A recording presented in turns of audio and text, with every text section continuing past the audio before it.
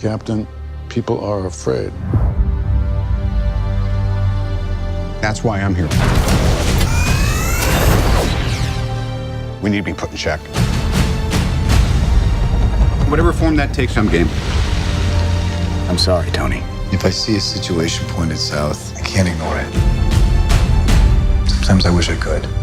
Sometimes I want to punch you in your perfect teeth.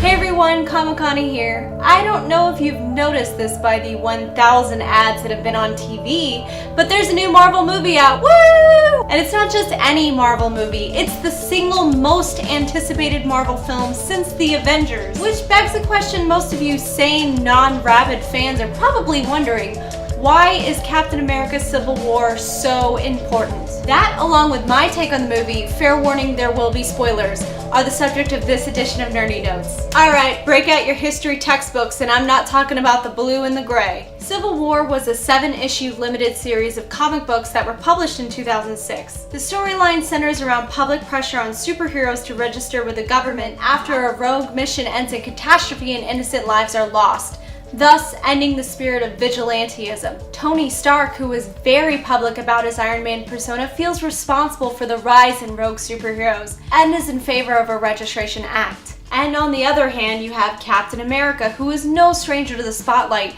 but has traditionally been opposed to Big Brother situations, is very strongly opposed. And it all goes downhill from there. Where most comics follow a single character or characters, Civil War, at least in the marketing sense, was a Marvel Comics event. It was about Captain America, it was about Iron Man, it was about the Fantastic Four, about Spider-Man, about S.H.I.E.L.D. Just about everybody in the Marvel Universe makes an appearance in the 7 issues, or they had a separate spin-off story explaining where they were when the Marvel Universe changed. Unless you were Doctor Strange and you were just meditating really heavily in the mountains somewhere. The vastness of the story was massive. It kind of looked like this. But thanks to divided movie rights and schedule conflicts at Marvel Studios, the movie version kind of looks like this. The story has alliances formed and broken. It has heroes battling with their darker selves. There's love, death, divorce. Civil War reinvigorated the comic book industry. It's not just the sales that were significant.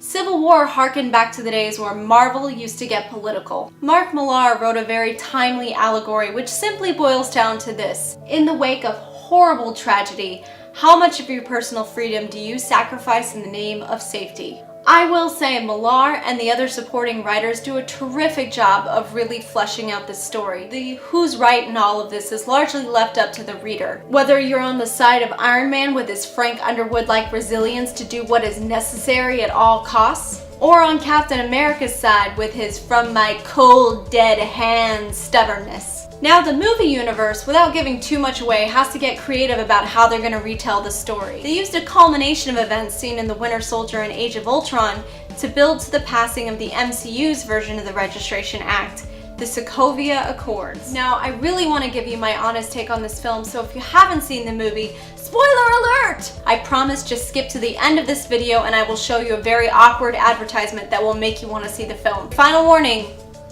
Are you gone? Are they gone?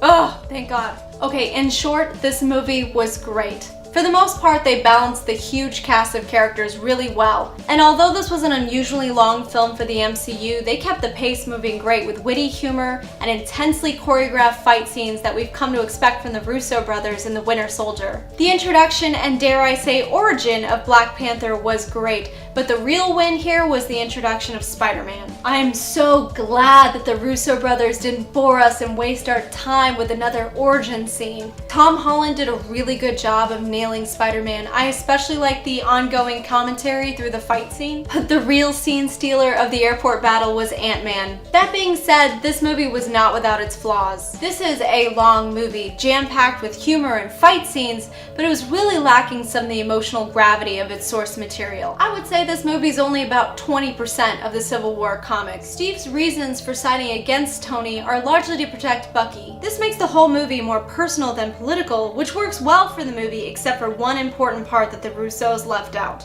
There was no major death that really matches the gravity of the situation. The only casualty of the battle is Rhodey's apparent paralyzation, which of course Tony Stark can just fix with his magic. Not to be too harsh, but there are plenty of characters they could have killed off. Not only would it free up the Marvel Universe for the other 20 characters that they've introduced, not to mention the characters they have yet to introduce, but a character's death would have made a much deeper impact with the audience. A great example of this is The Avengers, another movie with a huge cast, great action, funny moments, but it didn't all tie together until Coulson's death. Of course, if you've seen episode 1 of Agents of S.H.I.E.L.D., you know that he doesn't actually die, which makes me think that Marvel is kind of afraid to take risks with their characters. That emotional connection is eventually made, but not until the third act of the film when Tony finds out about his parents. Hats off to Robert Downey Jr. for proving once again why he wins at acting forever for all time. Seriously, the drama in that last fight was incredible,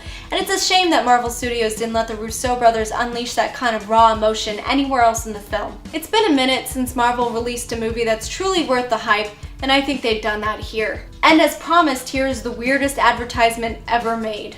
And for the rights of every man, woman, and child in this country and around the world to live free from tyranny and free from oppression. The truth is marching on. You know, I don't even care anymore. Just shut up and take my money. Just take it. Just take it. Well, that's all we have time for.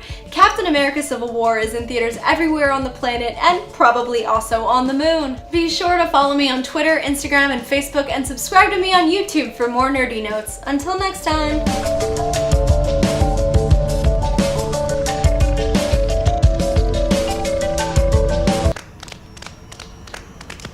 Ants. Ant-Man.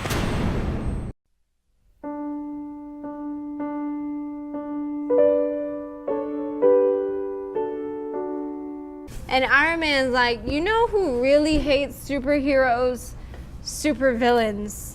So I think it's a good idea to release all of them and have them go after superheroes. And Mr. Fantastic, who's all stretchy, he's like, dude, bro, that's the best idea ever. That never will fail. Fist bump from like 20 feet away.